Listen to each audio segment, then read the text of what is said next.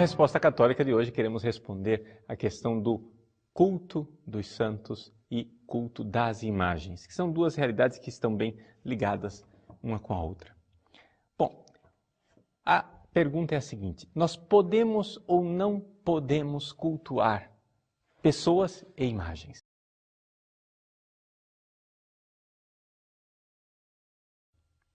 Aqui, para a gente entender isso, nós precisamos entender logo desde o início o que é um ícone e o que é um ídolo.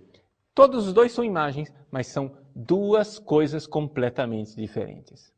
Ou seja, um ídolo é uma criatura que eu pego e coloco no lugar de Deus. Então, isso é um ídolo. É uma imagem onde que eu tirei o Deus verdadeiro de lado e coloquei um Deus falso no seu lugar. Isso, evidentemente, é proibido pelo primeiro mandamento. Somente Deus é Deus. Somente Deus é Deus, e é por isso que no primeiro mandamento se proíbe fazer imagens.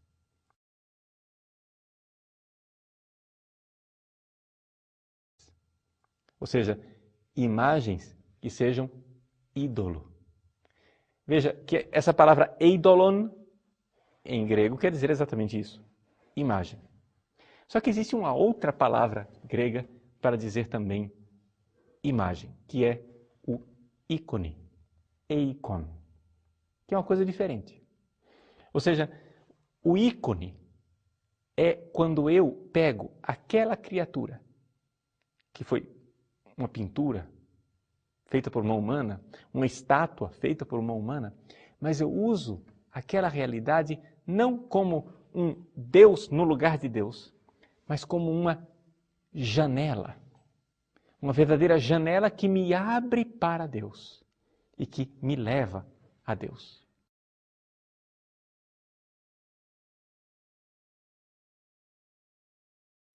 Então, se eu tenho diante dos olhos claramente a diferença entre ídolo e ícone, eu vou entender então que uma coisa é proibida e a outra é permitida.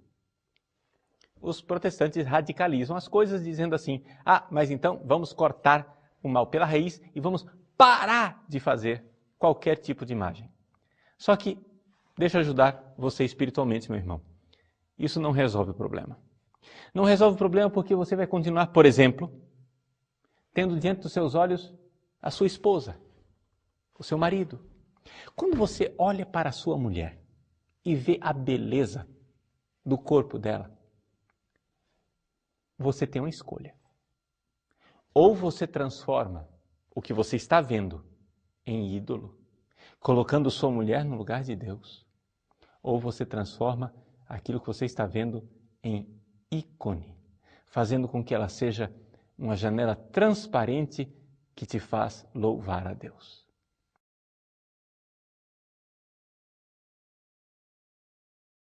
Porque aqui o que está em jogo não é a nossa atitude diante de um bonequinho de gesso, mas é a nossa atitude diante de toda a criação.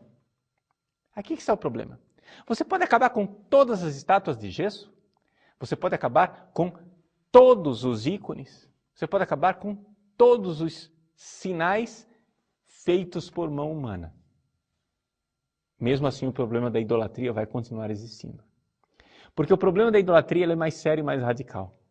O problema da idolatria é a sua atitude diante das realidades criadas.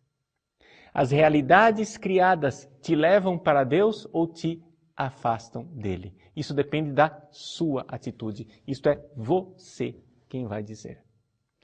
Portanto, diante de uma flor, diante de um pôr do sol belíssimo, diante de realidades até mais tentadoras como o sexo, o dinheiro, diante de qualquer criatura, você está sempre diante de uma escolha. Ali você está encurralado. Você tem que escolher. Você tem um bívio, uma encruzilhada. Ou você faz com que essa criatura seja um ícone, uma janela que te leva para Deus, ou você fará dessa criatura um ídolo, ou seja, algo que você coloca no lugar de Deus. Então é muito fácil a gente acabar com os bonecos de gesso. O difícil é acabar com a idolatria no nosso coração.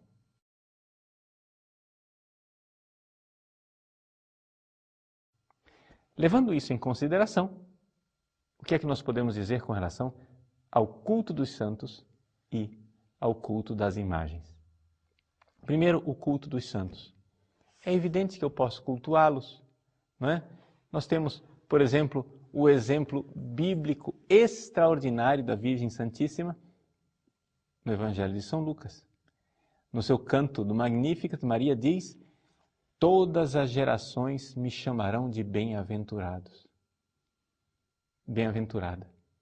E o próprio Jesus, várias vezes, refere-se a pessoas como bem-aventuradas, felizes. Ele está louvando essas pessoas.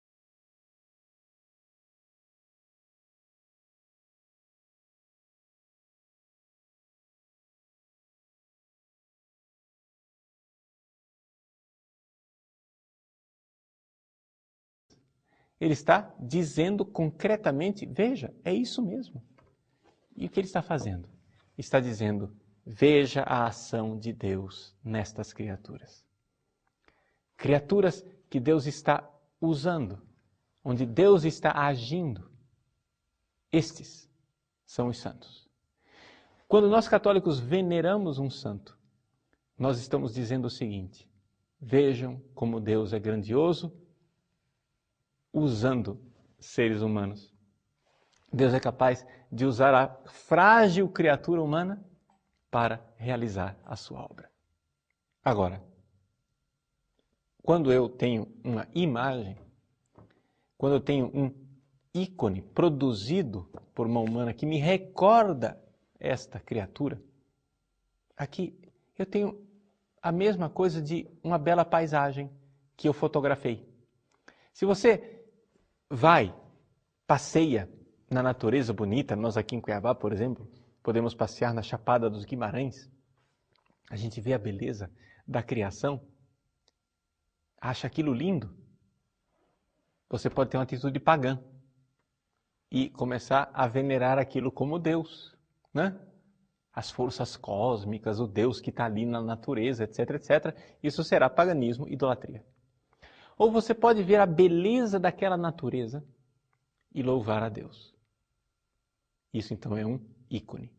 Agora, se você vai e tira uma foto para se recordar daquele momento de louvor intenso que você teve lá na Chapada dos Guimarães, e todas as vezes que você vê aquela foto, você vê a beleza da criação e louva a Deus por isso. Isto é um ídolo? Não. É uma janela que te conduz para Deus. A mesma coisa quando eu tenho uma imagem de um santo, quando eu recordo a grandeza desse filho de Deus, dessa filha de Deus, que Deus utilizou de forma extraordinária no heroísmo, no martírio, se entregando por amor a Cristo. Pois bem, ali eu posso e devo glorificar a Deus através dessas criaturas. Portanto, você pode sim venerar imagem.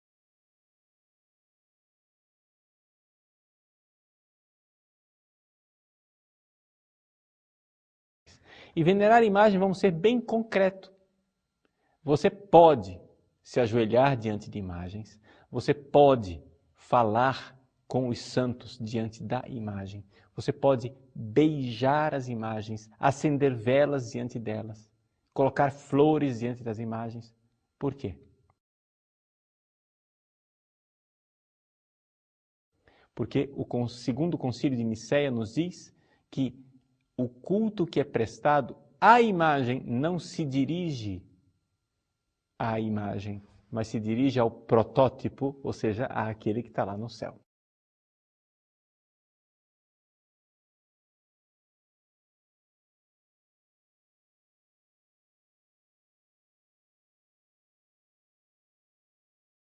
Então, se você venera a Virgem Maria, se ajoelha diante da imagem da Virgem Maria, acende uma vela, reza, se ajoelha e pede a ela essa atitude de humildade. Mas, padre, se ajoelhar diante de uma criatura, sim, se ajoelhar diante de uma criatura na qual Deus resplandece na sua glória.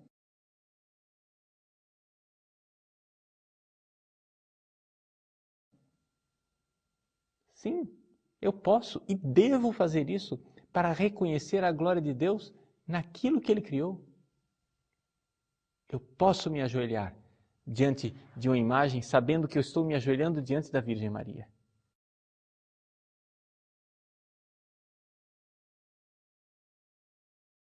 Que está junto de Deus no céu. Agora, ao me ajoelhar diante da Virgem Maria, eu estou cometendo uma idolatria? Depende. Se você a trata como um ídolo, colocando no lugar de Deus, é idolatria.